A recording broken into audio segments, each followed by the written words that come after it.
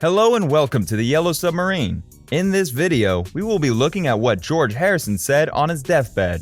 Before we get into the detail of this great video, do well to subscribe to this amazing channel and tap the bell below so that you can be the first person to watch our new videos. Done? Let's get to the riddle at hand. Just a few people had access to George Harrison's home in 2001. He wasn't doing anything bad for him to be that secretive. Unfortunately, on the 29th of November, 2001, George Harrison died in Los Angeles, aged 58. A mysterious question remains unanswered. What did George Harrison say on his deathbed? Many sources have said so many different things about the guitarist's last words. Let's look into the events. The George Harrison fan account on Twitter revealed an event that happened between Paul McCartney and George Harrison.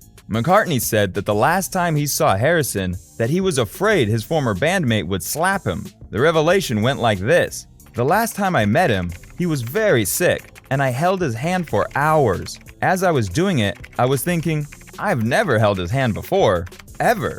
This is not what two Liverpool fellas do, no matter how well you know each other.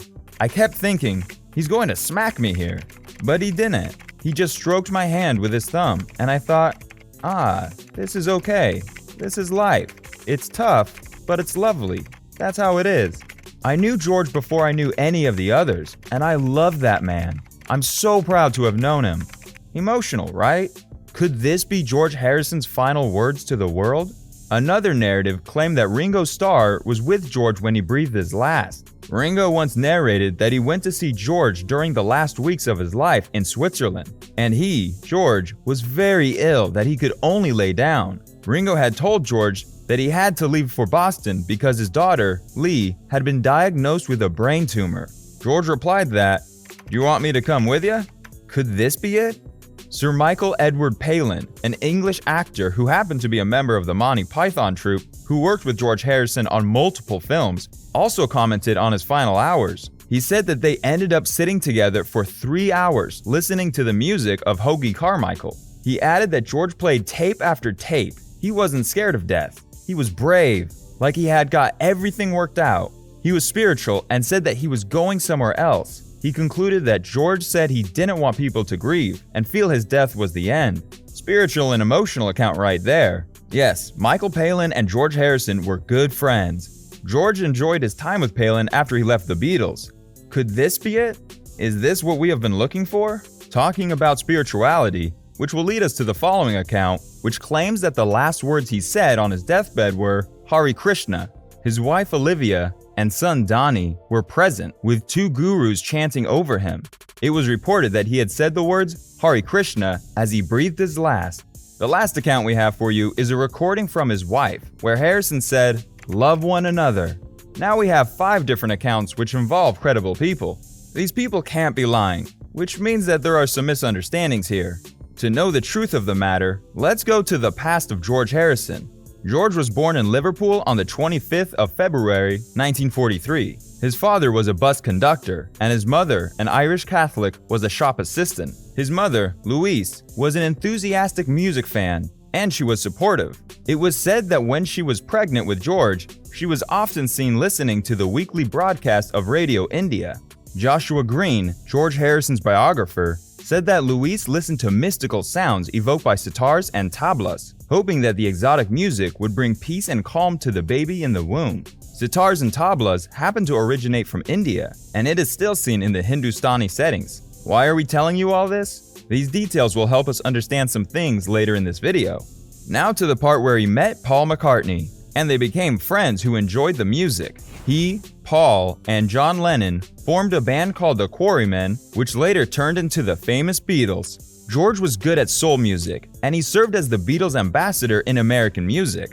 In 1965, he started influencing the band with folk rock due to his interest in Bob Dylan and the Byrds. He moved the Beatles' interests towards Indian classical music by using the sitar on the song Norwegian Wood, This Bird Has Flown. The band used sitar and tabla in their song Love You Too, and this song was used to penetrate Indian music. In the late 70s, Nicholas Schaffner, the author of The Beatles Forever, said that with the way Harrison associated himself with the sitar after Norwegian Wood, People started calling him the Maharaja of Raga Rock. As of 1966, Harrison had moved away from the Beatles' original way. He chose to include Eastern gurus and religious leaders on the album cover for Sgt. Pepper's Lonely Hearts Club Band in 1967. He had a solo on the album, and it was the Indian-inspired Within You, Without You. He used tambura and sitar, and he was backed by musicians from the London Asian Music Circle on Swarmandal, Dilruba, and Tabala. He also used a group of local musicians playing traditional Indian instruments for his song The Inner Light, which he recorded in Bombay. Harrison started incorporating his interest in Hinduism and meditation in his songs. When he released his first two solo albums, Indian musicians Shivkumar Sharma and Ashish Khan featured on the Wonderwall music. In the late 1960s, he eventually developed an association with the Hare Krishna movement. He also organized a concert in Bangladesh with Indian musician Ravi Shankar in 1971. He later collaborated with Ravi Shankar on his album Chants of India. One thing is clear, George embraced India's culture. Now to the assumptions. Which one is true? Paul McCartney's testimony was correct, but it happened weeks before Harrison's death in 2001. Then, what of Ringo's narration? George Harrison died on a property belonging to McCartney on Heather Road in Beverly Hills, Los Angeles. But in Ringo's narration, it was said that they met in Switzerland.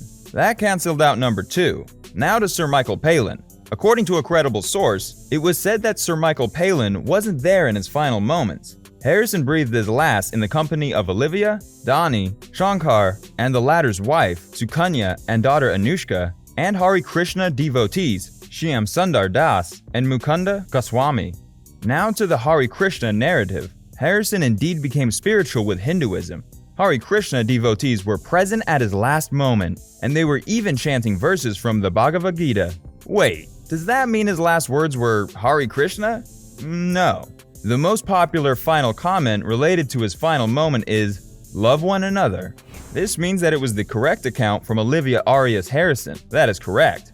After his death, his family said in a release that Harrison left this world as he lived in it, conscious of God, fearless of death, and at peace, surrounded by family and friends. His final words were, "Everything can wait, but the search for God cannot wait, and love one another." In his final moment, Harrison wanted everyone to love one another. A great man he was. He died of metastatic non-small cell lung cancer, listed on his Los Angeles County death certificate. The 30th of December, 1999 was a gloomy day for George Harrison and Olivia Arias Harrison. It was on this day that George's health started failing. The couple was attacked at their home in Friar Park in England. An assailant broke into their house and attacked Harrison with a knife. The assailant punctured one of his lungs and caused head injuries. Olivia came to Harrison's rescue by striking the assailant repeatedly with a fireplace poker and a lamp. He was taken to a hospital, where it was on record that he had more than 10 stab wounds, and part of his punctured lung was removed. It was said that it was this incident that triggered the return of his cancer condition. He was initially diagnosed with throat cancer in 1997, which he treated with radiotherapy. In 2001, he underwent a surgical operation to remove a tumor from one of his lungs. In July of that year, he traveled to Switzerland to treat a brain tumor, where he met with Ringo Starr. Some weeks before his death, he started undergoing radiotherapy at Staten Island University Hospital in New York City for non-small cell lung cancer that had spread to his brain. He breathed his last on the 29th of November, 2001. His body was cremated at Hollywood Forever Cemetery, one of the oldest cemeteries in LA. His funeral was held at the Self-Realization Fellowship Lake Shrine in Pacific Palisades, California. His ashes were scattered according to Hindu tradition in the Ganges and Yamuna rivers near Varanasi, India. Now you know George Harrison's final words before he went on a journey, as Sir Michael Palin claimed. That's the end of this video. Don't forget to like this video and drop your favorite song by George Harrison in the comments section. Subscribe to this channel so that you can watch more videos related to the Beatles, and hit the bell below so that you can be among the first set of people to view it. On that note, we say, love one another.